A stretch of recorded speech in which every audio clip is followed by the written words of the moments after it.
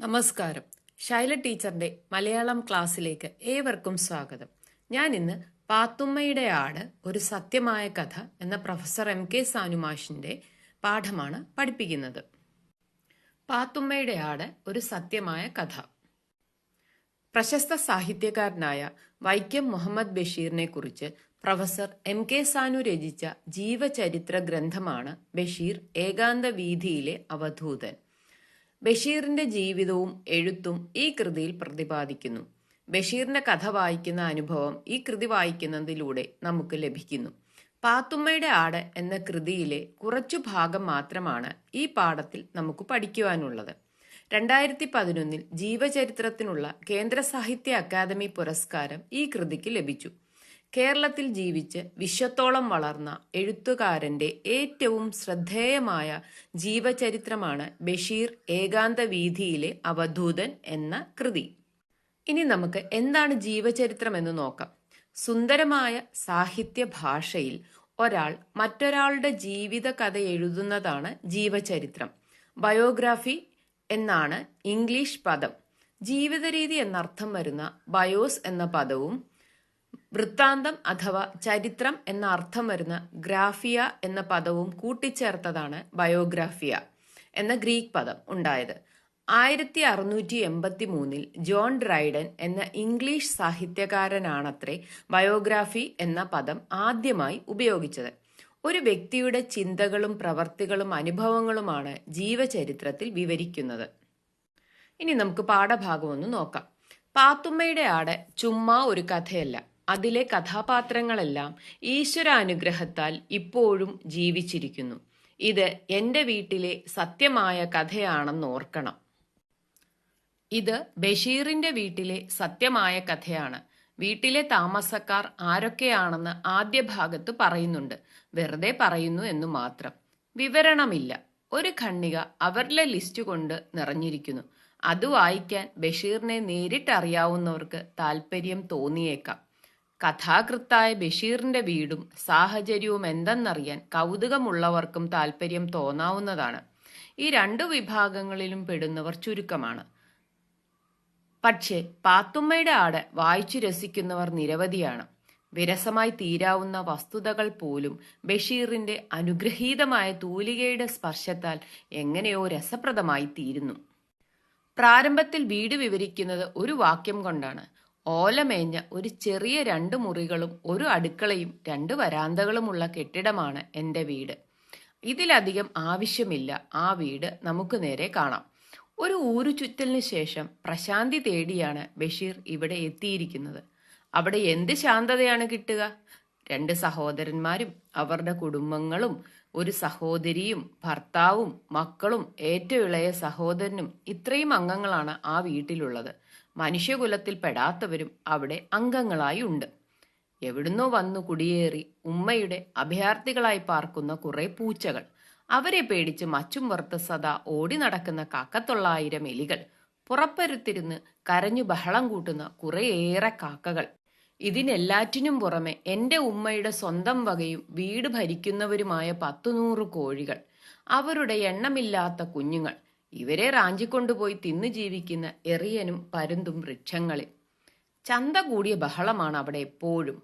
ഈ ബഹളത്തിന്റെ മധ്യത്തിൽ അതാ വരുന്നു ചുറുചുറുക്കുള്ള ഒരാട്, തവിട്ട് നിറമുള്ള ഒരു പെണ്ണാട്. ആരെയും കൂസാതെ വീട്ടിനുള്ളിൽ കടന്ന് അത് സർവ്വവിധമായ സ്വാതന്ത്ര്യവും കാണിക്കുന്നു. ആരും അതിനെ നിയന്ത്രിക്കുന്നില്ല. ആർക്കും അതിന് അവകാശമില്ല. കാരണം അത് പാത്തുമ്മയുടെ ആടാണ്. ബഷീറിന്റെ സഹോദരിയായ പാത്തുമ്മയുടെ ആട്. കുഞ്ഞുങ്ങളുടെ കരച്ചിൽ, പെണ്ണുങ്ങളുടെ വഴക്ക്, വർത്തമാനം ഇവ എപ്പോഴും അന്തരീക്ഷത്തിൽ നിറഞ്ഞു നിൽക്കുന്നു. ബഹളങ്ങളുടെയും മേളങ്ങളുടെയും മധ്യത്തിലാണ് ബഷീർ വന്നിരിക്കുന്നത്, പ്രശാന്തത തേടി. ഇനിയും പലതുമുണ്ട് അനുഭവങ്ങൾ. സഹോദരിമാർ രഹസ്യമായി ബഷീറിനെ സമീപിക്കുന്നു. വലിയ ഇക്കാക്ക ഒരാൾക്ക് കമ്മൽ പണിയിച്ചു കൊടുക്കണം, മറ്റൊരാൾക്ക് വലിയ ഇക്കാക്ക പാത്രങ്ങൾ വാങ്ങിച്ചു കൊടുത്താൽ മതി. ഉമ്മായിക്കും ഇടയ്ക്കിടെ പറയാനുള്ളത് രൂപ വേണമെന്നാണ്. നീ എനിക്ക് കുറച്ചു രൂപാതാ. അബൂബക്കർ, അബു ഒരു ചെറിയ കാര്യമേ പറയുന്നുള്ളൂ. വല്യക്കാക്ക, നമുക്ക് ഈ മുറ്റം കെട്ടിക്കണം, പെരയുടെ കൂട് മാറ്റി ഓടിടിയിക്കണം. ആവശ്യങ്ങൾ ഇങ്ങനെ അനേകമുണ്ട്. ഉമ്മ, സഹോദരന്മാർ, സഹോദരികൾ, അവരുടെ മക്കൾ ഇവരെല്ലാവരും ഇടയ്ക്കിടെ ബഷീറിനെ സമീപിക്കുകയും ഓരോ തരം ആവശ്യങ്ങൾ ഉന്നയിക്കുകയും ചെയ്യുന്നു. അവ സാധിക്കാൻ പ്രയാസമില്ല. പക്ഷെ പണം വേണം, ധാരാളം പണം വേണം. അതെവിടെ നിന്ന് കിട്ടും? വലിയ ധനികനായി ബഷീർ വന്നിരിക്കുന്നു എന്നാണ് അവരുടെ വിചാരം. ഇത്തരം രംഗങ്ങൾക്കും ചിത്രങ്ങൾക്കുമിടയിലാണ് ബഷീർ എന്ന എഴുത്തുകാരന്റെ രൂപം ഉയർന്നു തെളിഞ്ഞ് പരിലസിക്കുന്നത്. കുഞ്ഞുങ്ങളുടെ വഴക്കിലും മുതിർന്നവരുടെ അഭ്യർത്ഥനകളിലും ഹാടിന്റെ വികൃതികളിലും പക്ഷികളുടെ ചലനങ്ങളിലും ചാമ്പയുടെ ചന്തത്തിലും മറ്റും വിനോദിച്ചുകൊണ്ട് ബഷീർ നേരിയൊരു മന്ദഹാസത്തോടുകൂടി ഒരു യോഗിയെപ്പോലെ വിലസുന്നത് നാം കാണുന്നു. ജീവജാലങ്ങളുടെ നാനാവിധമായ ചേഷ്ടകളും ഭാവവിശേഷങ്ങളും ലീലയായി ദർശിക്കുന്ന സൃഷ്ടാവിനെ ബഷീർ ഇവിടെ അനുസ്മരിപ്പിക്കുന്നു. ചാമ്പയ്ക്ക പറിച്ചെടുക്കാൻ വരുന്ന പെൺകുട്ടികളെ ചിത്രീകരിക്കുന്നിടത്ത് ബഷീർ തന്നെ തന്നെ പരിഹസിക്കുകയും ചെയ്യുന്നു. എം ഗോവിന്ദൻ, സ്വന്തം ഭാര്യ ഡോക്ടർ പത്മാവതി, മകൾ ബാല, കെ.എ. കൊടുങ്ങല്ലൂർ തുടങ്ങിയവർ പോലും ഈ ലോകത്തിൽ കത്തിലൂടെ സ്ഥാനം പിടിക്കുന്നു.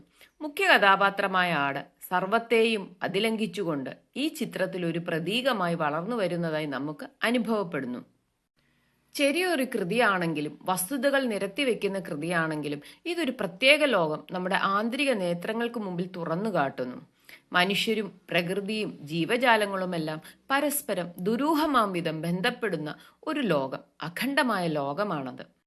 ചെറിയ കാര്യങ്ങളിലൂടെ വലിയ ലോകത്തിന്റെ വിസ്മയങ്ങളിലേക്ക് വായനക്കാരെ നയിക്കുന്ന ഈ തമാശക്കഥയുടെ വൈശിഷ്ട്യം വിശദമാക്കാൻ പ്രത്യേക പഠനങ്ങൾ തന്നെ ഉണ്ടാകേണ്ടിയിരിക്കുന്നു. ബഷീറിന്റെ സർഗാത്മകതയിൽ നിന്ന് മലയാളത്തിന് ലഭിച്ച ഒരു രത്നമായി ഈ കൃതിയെ ഭാവി തലമുറ വാഴ്ത്തുമെന്നതാണ് എൻ്റെ വിശ്വാസം. ജീവിത സാഹചര്യങ്ങൾ മാറിക്കൊണ്ടിരിക്കുമെന്ന് നമുക്കറിയാം.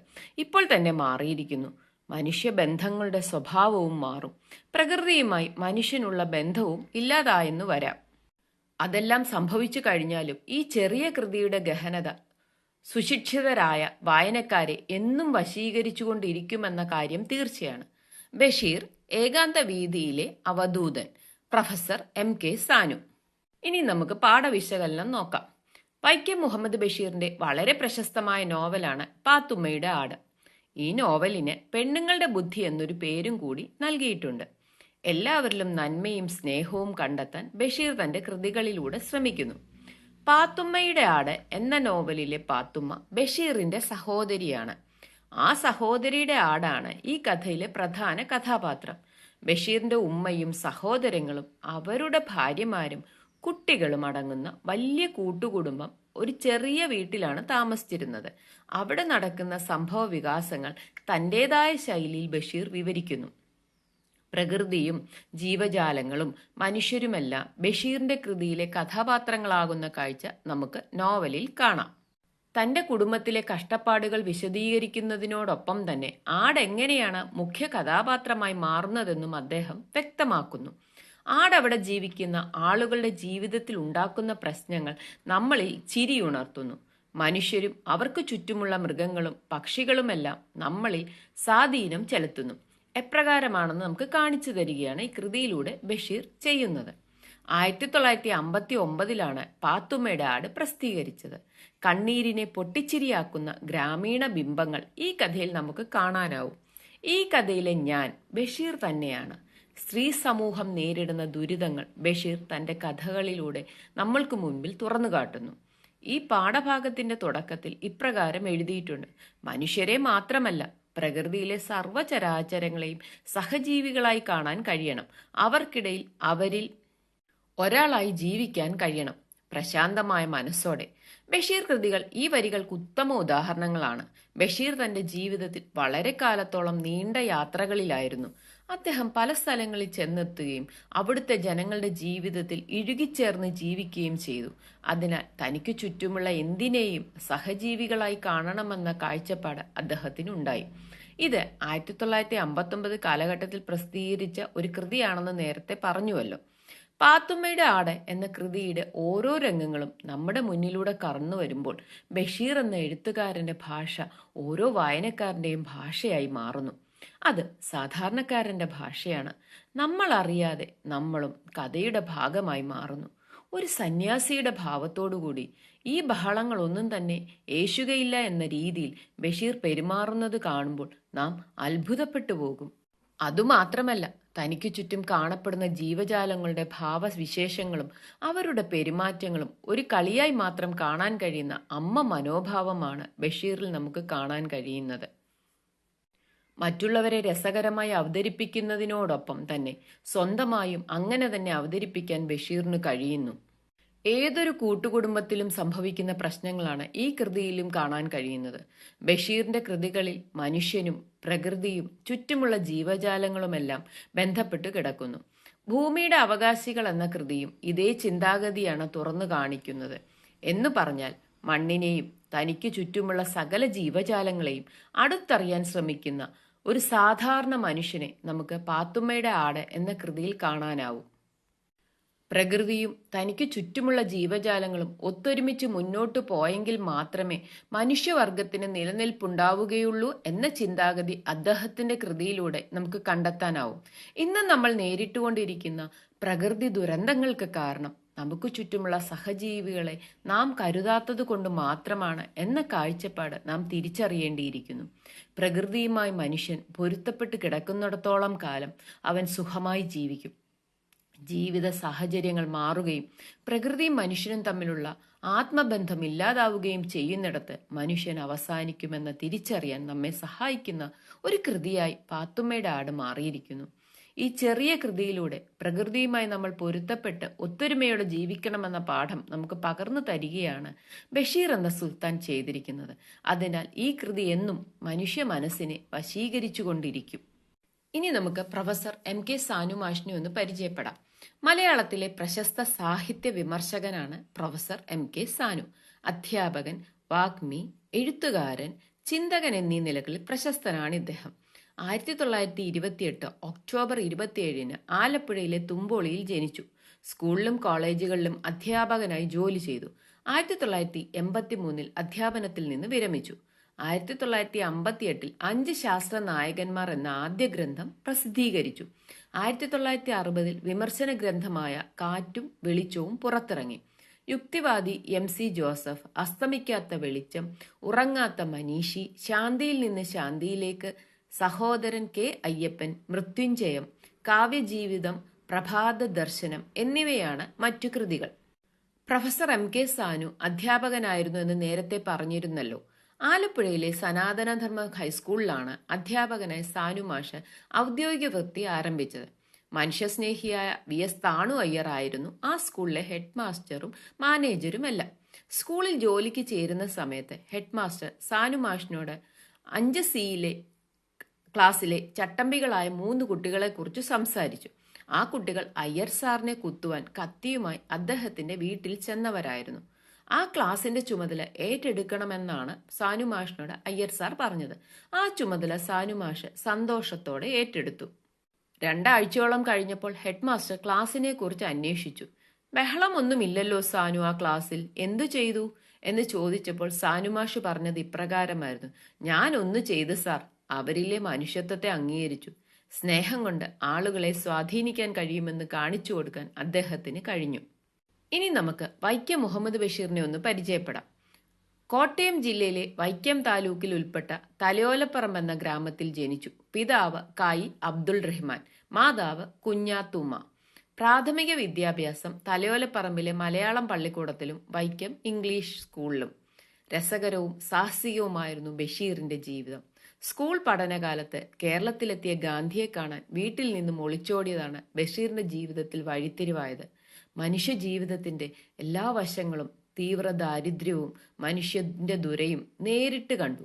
ബഷീറിന്റെ ജീവിതം തന്നെയാണ് അദ്ദേഹത്തിന്റെ സാഹിത്യമെന്ന് പറയാം. ലോകം ചുറ്റുന്നതിനിടയിൽ കണ്ടെത്തിയ ഒട്ടേറെ ജീവിത സത്യങ്ങൾ അദ്ദേഹത്തിന്റെ കൃതിയിൽ കാണാം. അക്ഷരങ്ങളുടെ സുൽത്താൻ എന്ന് അദ്ദേഹം അറിയപ്പെടുന്നു. സാമാന്യ മലയാള ഭാഷ അറിയാവുന്ന ആർക്കും ബഷീർ സാഹിത്യം വഴങ്ങും. ഹാസ്യം കൊണ്ട് അദ്ദേഹം വായനക്കാരെ ചിരിപ്പിച്ചു, കൂടെ കരയിപ്പിക്കുകയും ചെയ്തു. സമൂഹത്തിന് നേരെയുള്ള വിമർശനം നിറഞ്ഞ ചോദ്യങ്ങൾ അദ്ദേഹം ഹാസ്യത്തിൽ ഒളിപ്പിച്ചു വെച്ചു.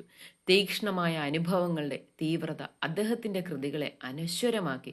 മുസ്ലിം സമുദായത്തിൽ ഒരു കാലത്ത് നിലനിന്നിരുന്ന എല്ലാവിധ അനാചാരങ്ങൾക്കെതിരെയും വിമർശനാത്മകമായി അദ്ദേഹം തൂലിക ചലിപ്പിച്ചു. ഏറ്റവും അധികം വായിക്കപ്പെട്ട എഴുത്തുകാരിൽ ഒരാളായി അദ്ദേഹം വിശേഷിപ്പിക്കപ്പെട്ടു. ജനകീയനായ എഴുത്തുകാരനായിരുന്നു ബഷീർ. സമൂഹത്തിന് നേരെയുള്ള വിമർശനം നിറഞ്ഞ ചോദ്യങ്ങൾ അദ്ദേഹം ഹാസ്യത്തിൽ ഒളിപ്പിച്ചു വെച്ചു. നർമ്മവും വിമർശനവും കലർന്ന ശൈലിയിൽ ബഷീർ കുറിച്ചിട്ട ഓരോ കൃതിയും മലയാള ഭാഷയിലെ വിസ്മയങ്ങളായി മാറി. ബഷീർ കൃതികളൊന്ന് പരിചയപ്പെടാം. 1943 ഇറങ്ങിയ പ്രേമലേഖനമായിരുന്നു ആദ്യ കൃതി.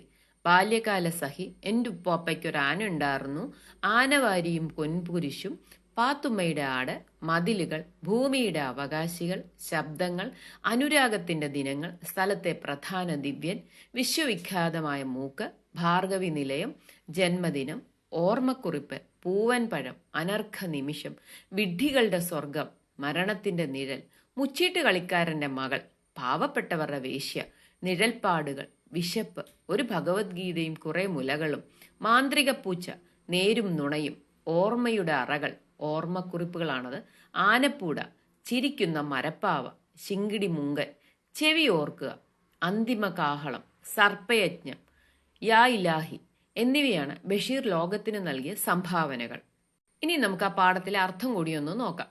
അനുഗ്രഹീതം, അനുഗ്രഹിക്കപ്പെട്ടത്, പ്രശാന്തി, സമാധാനം, വിരസം, രസമില്ലാത്ത, സ്പർശം, തൊടുന്ന, പ്രാരംഭം, തുടക്കം, അഭയാർത്ഥി, അഭയം തേടി വരുന്ന, പെര, വീട്, ചേഷ്ട, ഗോഷ്ഠി, സ്രഷ്ടാവ്, സൃഷ്ടിക്കുന്നവൻ, അനുസ്മരിപ്പിക്കുക, ഓർമ്മിപ്പിക്കുക, നേത്രം, കണ്ണ്, അഖണ്ഡം, തുടർച്ചയായ, ഗഹനത, ഗൗരവമുള്ള, വൈശിഷ്ട്യം, വിശിഷ്ടമായ, കൗതുകം, ആകാംക്ഷ. ഇന്നത്തെ ക്ലാസ് എല്ലാവർക്കും ഇഷ്ടപ്പെട്ടു എന്ന് കരുതുന്നു. ഇതിൻ്റെ നോട്ടുമായി അടുത്ത ക്ലാസ്സിൽ കണ്ടുമുട്ടുന്നതുവരെ നന്ദി, നമസ്കാരം.